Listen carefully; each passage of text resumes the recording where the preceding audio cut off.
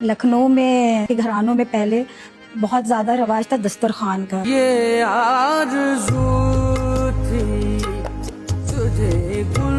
दस्तरखान का जहाँ तक ताल्लुक है तो बेटा वो येलो कलर का एक कपड़ा, तो उसको हम नहीं कहेंगे, हम लोग उसको तहजीब और बरकत कहते थे कि वो एक तहजीब है, उस पर बरकत है।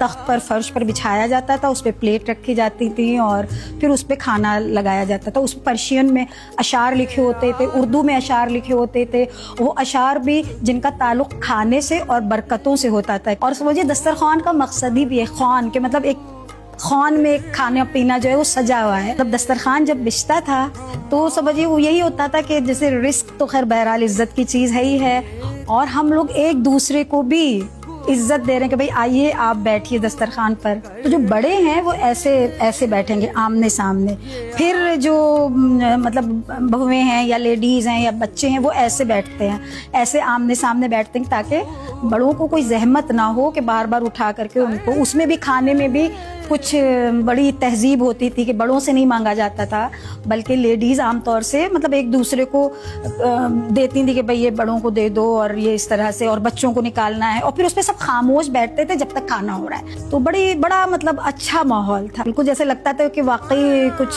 जन्नत से मनोसलवा आया है जो बिछाया गया है, जो हम लोगों के सामने रखा और हम लोग खा रहे हैं।